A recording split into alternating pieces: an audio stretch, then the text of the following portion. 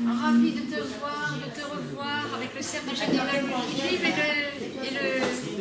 et le centre Fleury. Tu vas nous présenter donc un relevé de Ketubot. Oui. De quel endroit? De Marseille. De Marseille. Là, maintenant, on travaille sur la communauté de On est Marseille. sur le consistoire de Marseille et Élise a fait le relevé des Ketubot entre 1877 et 1893. 1877 et 1893. Voilà.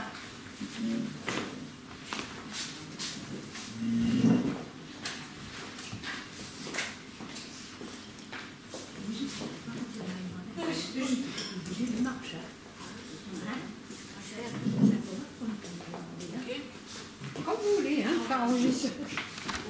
Bon, alors ce relevé a été fait en 2007, en fait, il a été terminé en 2007. J'y ai travaillé pendant quelques mois, peut-être quelques années avant. Voici comment il se présente. Donc, tout à fait à gauche la date, où je suis voir là. Après, c'est le patronyme de l'époux. Voilà. Patronyme, nom et prénom de l'époux, la résidence, la date et lieu de naissance. Ensuite, le patronyme maternel, donc prénom de la mère de l'époux. Et puis la deuxième partie, c'est l'épouse, à droite, qui vient de... Voilà. Alors, même chose, patronyme de l'épouse, le nom, voilà, nom et prénom de l'épouse, le lieu de résidence, date et lieu de naissance, le père de l'épouse, le patronyme maternel, la mère de l'épouse, le rabbin, le nom du rabbin qui a officié pour le mariage, et les signatures des époux. Quand il n'y a rien de marqué, les époux ont signé. S'il y a quelque chose de particulier, par exemple là, c'est noté. Voilà. Donc, ce relevé est paru, quand il est sorti en 2007, dans la revue du Cercle de généalogie juive, qui se présentait comme ça à l'époque. Là, il y est en intégrale. Et il y a eu deux articles qui sont parus dans l'Écho des carrières. Un article que j'ai fait moi-même et l'autre qui a été fait par René Drébin-Soussan, qui est chercheur et qui a travaillé sur les juifs comtadins dans ce relevé. Les juifs comtadins qui paraissent dans ce relevé. Tu passes la deuxième, s'il te plaît, Martine. Bon, voilà les deux revues. Tu en passes une autre, s'il te plaît, aussi. Oui, oui. Donc, il y a eu des articles par deux chercheurs. Madame Florence Berceau, qui a écrit un article sur l'étude sociodémographique des Israélites de 1872 à 1891. Et ça, c'est paru dans Provence historique. Et René Drébin-Soussan, que tout le monde connaît ici, je pense, qui a travaillé alors directement sur le relevé et qui a fait une étude des mariages comtadins au temple israélite de Marseille. Et c'est celui qui est paru dans cette revue, l'Écho des carrières. Bon, alors nous avons là l'ensemble des livres de mariage qui se trouvent au consistoire de Marseille. Il y en a 20, si tu veux bien passer. Voilà. Là, on voit les dates donc, de ces livres. Ce qui est intéressant, c'est jusqu'en 1982. Hein, je les ai relevés jusqu'en 1982. Tu peux monter un peu? Voilà. Le point particulier, c'est qu'il en manque, bien sûr. Ici, manquent les livres de 1893 à 1931. Donc il y a une lacune, on ne sait pas où sont passés ces livres. On les retrouvera peut-être un de ces jours. Alors ceux-là, ce sont les deux vieux livres, les deux plus anciens sur lesquels j'ai travaillé. Ils sont donc de 1877 à 1885. Et là aussi, ça commence en 1877. Mais en réalité, il y a d'autres livres plus anciens que ça qui se trouvent aux États-Unis. Une partie des archives de Marseille se trouve aux États-Unis, en particulier au Jewish Theological Seminary of America, excusez-moi pour l'accent. Et là-bas, il y a 2 registres, un de 1833 à 1854 et un autre de 1874 à 1878, donc qui précèdent ces 2-là, qui sont les plus anciens sur Marseille. Et il y a d'autres archives aussi juives de Marseille dans d'autres universités aux États-Unis. Mais peut-être que vous allez me demander comment ça se fait que les archives de Marseille sont là-bas. C'est relativement simple. À la Libération, on a eu à Marseille des troupes américaines. Ce sont des rabbins américains qui ont réouvert la synagogue, je crois, à la Libération. Et parmi eux, il y avait des chercheurs qui ont emporté une partie des archives de Marseille. Et elles sont toujours là-bas. Mais il y a quand même eu des reproductions qui se trouvent actuellement à Paris, qui ont été faites. On peut consulter ces documents. Voilà. Donc ces 2 livres, les plus anciens, comprennent 194. Alors ce ne sont pas les Ketubot. Les Ketubot, elles ont été données. Ce sont les souches de Ketubot. Et sur ces 194 souches, ça renvoie à 191 mariages qui sont datés sur une période de 17 ans. Les mariages sont célébrés ou enregistrés à Marseille, puisque le consistoire de Marseille couvre plusieurs départements, une douzaine de départements. Si tu veux passer la suivante. Tu peux passer la suivante. Alors, ça c'est une souche vide. Donc voilà la souche telle qu'elle se présente. Alors, Temple Israël, ça c'est assez curieux parce que nous on dit la synagogue, mais là c'est Temple israélite de Marseille, Ketouba, acte de mariage religieux. Ensuite,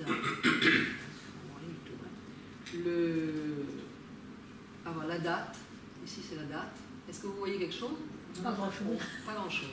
Bon, alors je vous le dis. Et la date hébraïque. Ensuite, alors, je vais vous lire ce qui est écrit. Se sont présentés au temple à l'effet d'obtenir pour leur union la consécration religieuse, le sieur, point de suspension. Alors, la filiation n'est pas notée, mais en principe, le rabbin ajoute fils de un tel, né à le, demeurant à, son épouse, né à, demeurant à, et leur mariage a été béni le 10 jours par monsieur le grand rabbin, Marseille le, date, ont signé les mariés, les témoins, le grand rabbin. Donc ça fournit pas mal de renseignements sur les résidences, sur les lieux de naissance, sur la période et sur les rabbins aussi. Alors la première souche, seulement si on voyait, c'est un peu embêtant, la première souche... On peut peut-être éteindre un peu. Oui. Quand vous l'avez, vous verrez mieux. Vous allez voir dans la lumière. Non, non. Et elle verra ça. Mais on voit mieux là. Alors la première souche renvoie à un de ces mariages qui a été fait en dehors de Marseille. Celui-ci a été fait à Bolène et qui est répertorié quand même, bien sûr, dans le livre des mariages. Mais il n'est pas signé. Donc quand les mariages sont faits à l'extérieur, bien souvent il n'y a pas de signature. Et quelquefois il n'y a même pas de signature du rabbin d'ailleurs. Là, ni les témoins, ni les... Alors là, c'est Mossé David, je ne sais pas si vous arrivez à lire, qui est né le 13... Non, pardon, c'est le mariage qui a eu lieu le 13-10-1880. Mossé David, né à Orange, il s'appelle Raïm aussi, il réside à Orange, c'est le fils d'Abraham Ismaël et de feu Millot Rachel. Alors, l'épouse, voilà. L'épouse, alors Montélis ou Montel, Valentine, fille d'Eliassin et de Millot Amélie, résidant à Bolène. Voilà, Bolène, Vaucluse. Donc Bolène, la date, et pas de signature. La photo suivante, c'est aussi donc un mariage célébré en dehors de Marseille. Celui-ci, il est célébré à Valréas. Alors il s'agit de Lévi Samuel. Voilà. Samuel, Lévi, tu dois voir avant. né à Markolsheim. Donc ça, c'est un des juifs qui vient d'Alsace ou de Lorraine, il y en a plusieurs.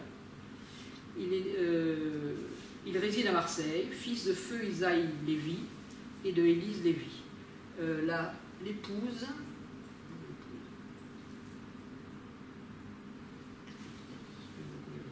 Nerson Blimele, voilà, c'est ça. C'était avant. Fille de Neftali Chaim Nerson et de Esther Lévy. Pareil, Valréas, voilà, Valréas. Et il n'y a pas de signature non plus. Aucune signature.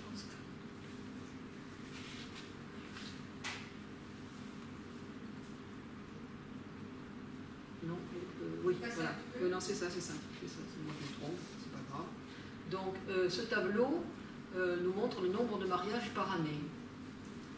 Vous voyez que c'est assez irrégulier quand même, hein, mais ça s'explique assez facilement. C'est qu'il y a des lacunes dans les périodes de mariage. Par exemple, ici, en 1878, ici en 1878, il n'y a que 7 mariages, mais la raison, c'est peut-être qu'il n'y a eu aucun mariage avant le mois de juin. En 1880, où il y a 8 mariages, il n'y a eu des mariages que de février à septembre. En 1890, où il y a eu 11 mariages, il n'y a eu des mariages que jusqu'au mois de novembre. En 91, pareil, des mariages seulement à partir du mois de mai. Là, le dernier registre s'arrête au 31 mai. Pourquoi? Alors ça, je ne peux pas répondre à cette question. Mais donc, il y a de grosses lacunes dans ces registres. Alors, on aboutit avec les chiffres que nous venons de voir, à une moyenne de 12 mariages par an, c'est-à-dire un par an. Ça s'accroît avec le temps. Au début, on a environ 9 mariages par an, puis à la fin, 13 mariages par an. Il y a aussi un petit, ça on verra après, un petit détail, enfin moi ça m'a amusé, de voir quels étaient les jours où avaient lieu les mariages. Alors les mariages ont lieu surtout le dimanche, il y en a 45 le dimanche, le jeudi, quelquefois le soir, très souvent il y a la mention le soir, la nuit. J'ai même trouvé, il y a même 4 mariages le samedi, le soir. Il y en a même un le vendredi, alors là le vendredi je ne comprends pas très bien. Un mariage le vendredi. C'est assez particulier. C'est pas ça normalement que je devrais avoir après. C'est le tableau du mariage. Il devrait y avoir un autre tableau, Martine.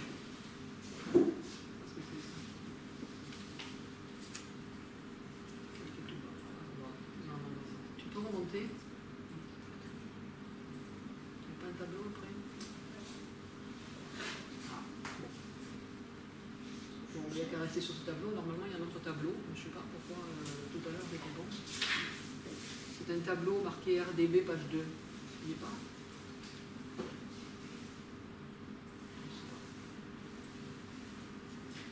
Non, je ne vois rien de toute façon.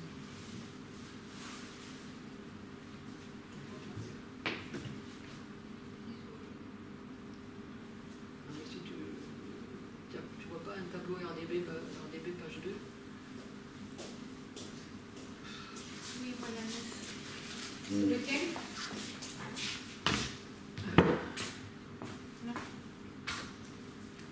Non. 9 tableaux RDB. Oui, c'est 9, c'est ça. Ouais. Là. Oui. C'est ça, d'accord. Donc ce tableau renvoie à la population.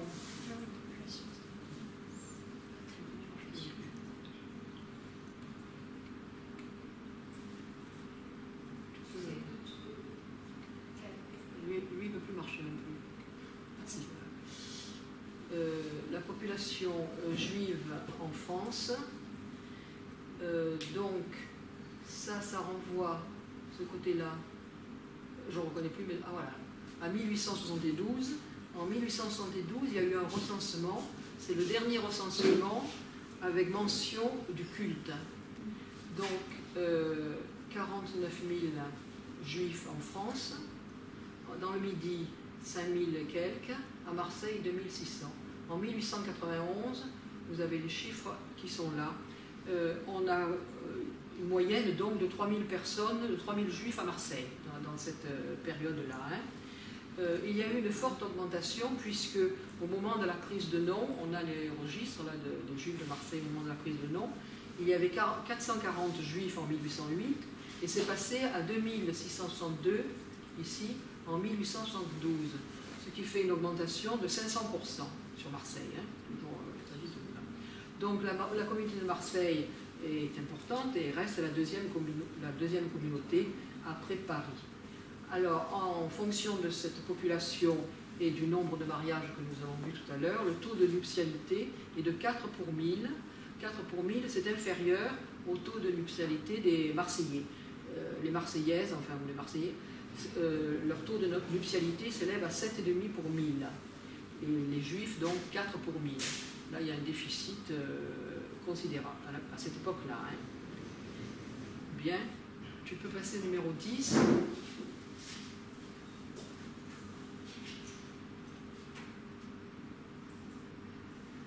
Ça devrait être... c'est ça, voilà. Bon, alors ça, c'est les noms, justement. Voilà, qui sont ces Juifs? Alors, la liste des noms. On a là-bas les patronymes des époux. Ensuite... patronyme maternel, l'épouse, patronyme maternel de l'épouse. Et ici, la liste complète, si tu peux faire passer. Je ne sais pas si vous y voyez quelque chose, il faut peut-être les lire. Tu descends, s'il te plaît.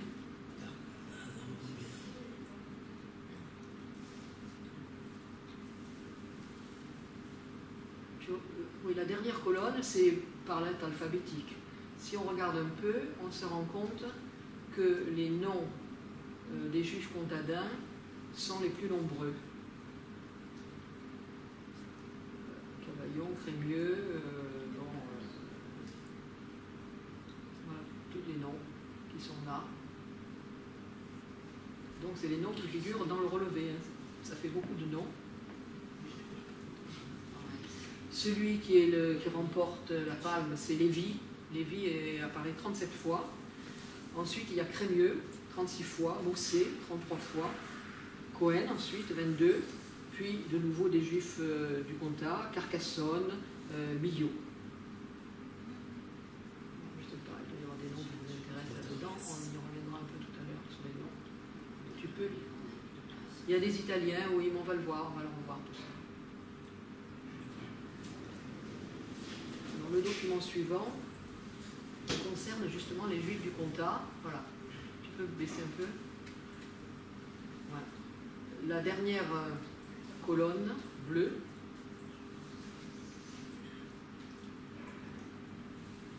Qu'est-ce qui se passe?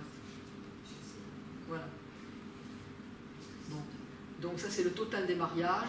Et vous voyez que le total des mariages comtadins en bleu est infiniment plus important que les autres origines, disons. Alors, les Juifs du Comtat, bon, nous savons qu'Avignon est devenue française en 1790, que le Comtat a été rattaché en 1791, et à partir de ce moment-là, les Juifs du Comtat sont nombreux à Marseille.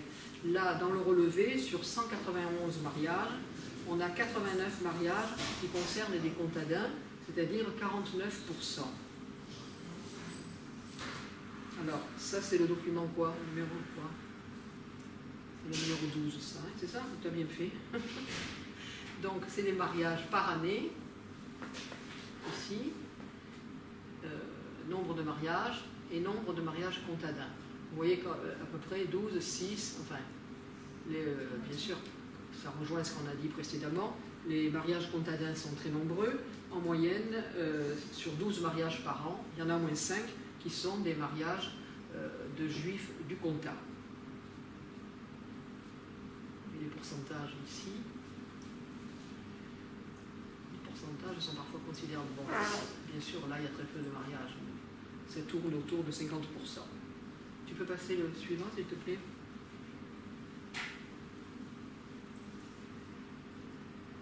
Ah ouais, chaque fois, il faut revenir. Alors ça, c'est l'origine de ces juifs.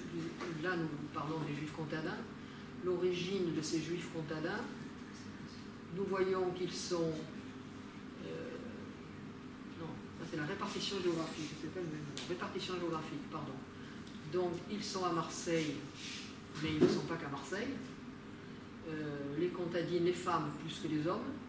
On en trouve bien sûr dans toute la région, le Gard, le Vaucluse, les Bouches-du-Rhône, mais on trouve aussi des contadins alors à Paris, en Alsace, à Montpellier, à Lyon, à Bordeaux, au Havre, même en Allemagne, en Algérie. Ils ont migré un peu partout. Ça va aussi avec l'immigration. Ces contadins se marient entre eux, pour la plupart du temps. Environ 49% sont des mariages endogames, mais enfin, il y a quand même une amorce d'hétérogamie, enfin, ils se marient quelquefois avec d'autres. Tu peux passer la suivante, s'il te plaît.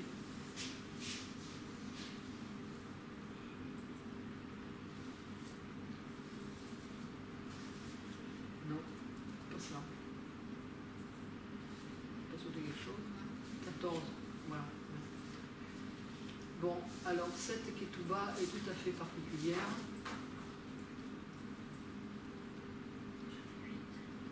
Parce qu'elle concerne un mariage d'un Mardoché Valabrègue avec une Jeanne Boucoiran, prosélyte. Voilà. Donc il y a une hétérogamie religieuse amorcée, mariage mixte d'un contadin avec quelqu'un qui n'est pas d'origine juive, mais enfin qui est converti quand même, hein, puisque c'est marqué sur la ketouba. Donc ce mariage a eu lieu en 1882. Dans l'ensemble du relevé, il y a 6 mariages comparables, c'est-à-dire avec des prosélytes. Il y a 2 hommes et 4 femmes. Alors les femmes prennent un nom juif, elles sont baptisées Sarah ou Rachel pour le mariage. Les hommes donc s'unissent avec les 2 hommes, l'un avec une Rothschild, l'autre avec une Lévi, et les femmes épousent les familles, enfin rentrent dans les familles Rodriguez, Valabrègue c'est celui qu'on vient de voir, Lopez, Cohen, Millot. Donc il y a un mélange. Bien sûr là nous avons les mariages à la synagogue, mais je pense que la mixité est beaucoup plus grande pour les mariages hors consistoriaux, ça c'est sûr. Hein. Donc là nous passons au document suivant, s'il vous plaît, c'est le 15. Voilà. Bon, il s'agit de l'âge des mariés. Ici c'est les conjoints, les hommes. Les hommes se marient surtout entre 26 et 30 ans. C'est la partie la plus importante, entre 26 et 30 ans, avec une moyenne d'âge au mariage de 30 ans. Mais il y en a encore qui se marient beaucoup plus tard. Hein. Pour les femmes, alors c'est le graphique suivant.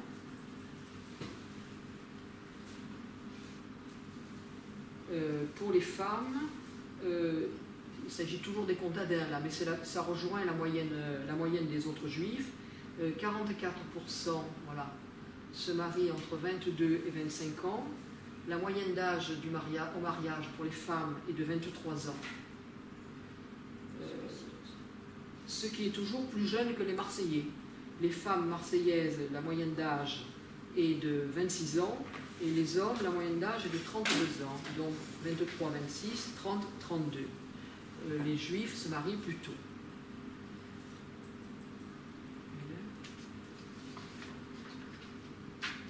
Alors, les lieux de naissance. Alors, en dehors, bien sûr, de Marseille, là, c'est en dehors de Marseille et de la région de Marseille, hein, de la région provençale, et même de la France tout court. Donc, en Alsace, on a les Alsaciens, mais quand même, attendez, il faut que je revienne un petit peu sur l'histoire de ceux qui sont nés ici en France. On en a 51 qui sont nés à Marseille, 50 qui sont nés dans le reste de la France, et les autres, ce sont des migrants. Donc l'Alsace, 12. Alors ils viennent de l'Alsace, en grande majorité, c'est les hommes là. L'Empire ottoman, l'Afrique du Nord, l'Italie, l'Autriche, le Maroc.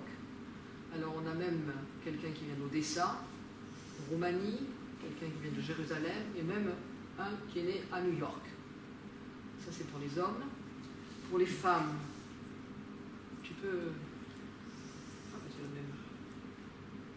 Non, c'était le même document, tu ne peux pas...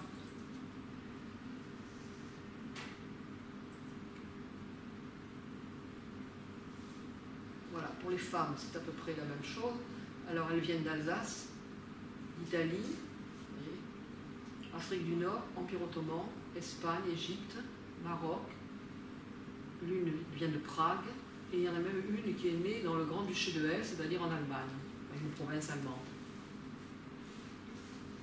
Donc, il y a... C'est une ville assez cosmopolite déjà, et il y a des juifs d'un peu partout. Alors là, ce sont des kitubotes, donc de gens qui sont nés un peu partout. Celle-ci, elle concerne quelqu'un qui est né à Jérusalem. C'est Israël. Je crois que c'est Israël.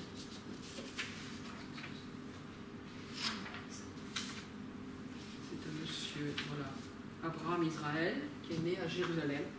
Alors je ne sais pas si c'est un rapport avec monsieur Israël qu'on connaît tous ici à Marseille.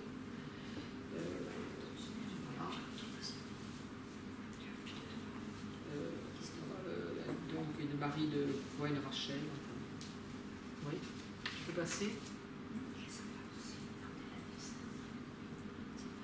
Alors là, il s'agit de quelqu'un qui est né à Odessa.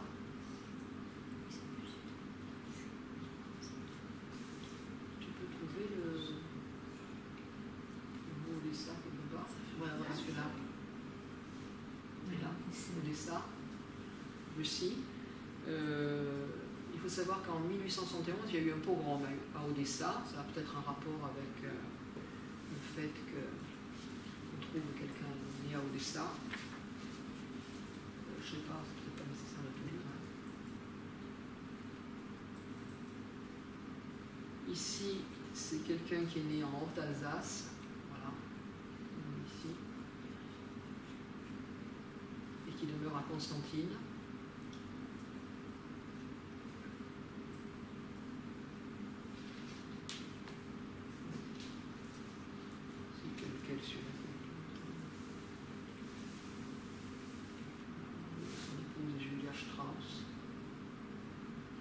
Voilà, c'est la Grand-Duché de Hesse, dont je vous ai parlé tout à l'heure. La suivante, c'est quelqu'un qui est né à Smyrne.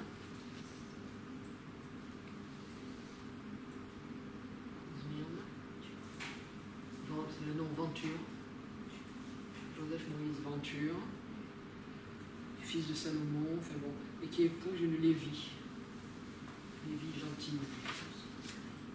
Le suivant, c'est une Kituba de quelqu'un qui est né à Salonique. Salonique. C'est Modiano, famille Modiano Menachem, né à Salonique, résident à Marseille, fils d'Abraham et de Mazal Tov, qui épouse une Mossé. Mossé Stéphanie, née à Marseille, résident à Marseille, fille d'Isaac et de Viterbo Rosine.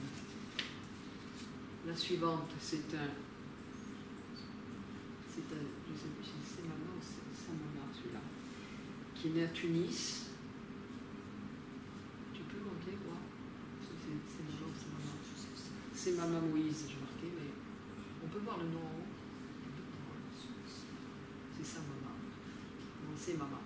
Parce qu'il y a les deux noms dans la liste, il y a un Semama et un Samama, je vous ai montré tout à l'heure, hein, madame. Voilà, là c'est Semama, né à Tunis, fils de Joseph, et de Attal Simcha. On trouve le nom Attal. Qui épouse alors, une Bélègue Henriette, née à Tunis aussi, fille de Moïse et de Simcha Naftaf. Alors là c'est la suivante, donc c'est Malka Ayouch, qui est née à Tanger, née à Tanger ici, et qui épouse une Pérez Berthe née à Alexandrie.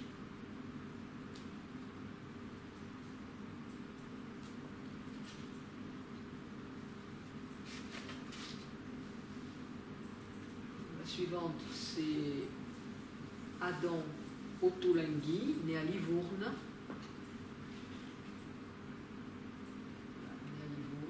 En Italie, qui réside à Marseille et qui épouse une fortunée Citry. Citry, c'est un nom qui est connu à Marseille. Né à Livourne aussi, résident à Marseille, fille de Moïse Citry et de l'emprontier Annette.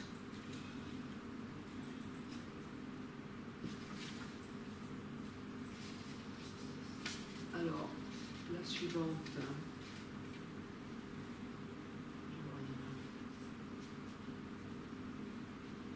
Qu'est-ce que c'est ça? Non, la suivante, ça devait être Jonas Veil. Ça, c'est ça. Hein?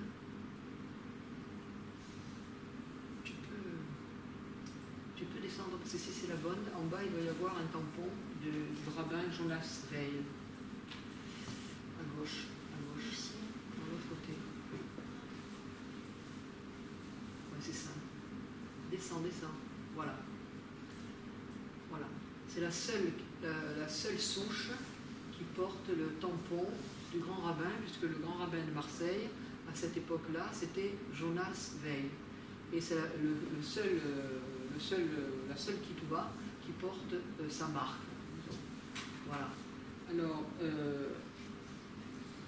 Jonas Veil, bon, on en dira quelques mois après. La suivante, c'est Benjamin Mossé.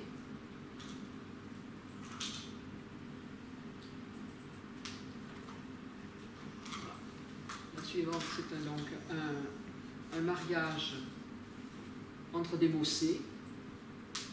Bon, le marié, il s'appelle Jonas Félix Lisbonne, qui est fils de Joseph Lisbonne et de Roussette Mossé, qui épouse une Mossé florentine, qui elle-même est fille de David Mossé.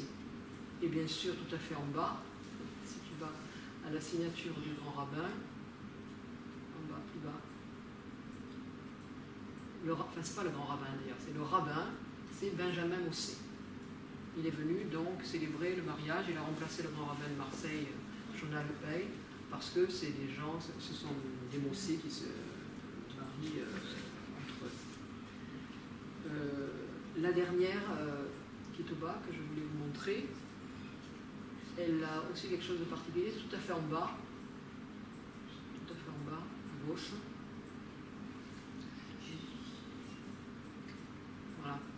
Là, il y a une note du grand rabbin Jonas Veil qui explique, alors je vous lis la note parce que là c'est tout à fait illisible, la signature de M. Barak, M. Barak était un rabbin aussi, ministre officiant, a été effacée après le 26 mai sans que j'ai été consulté, ni après à cet égard.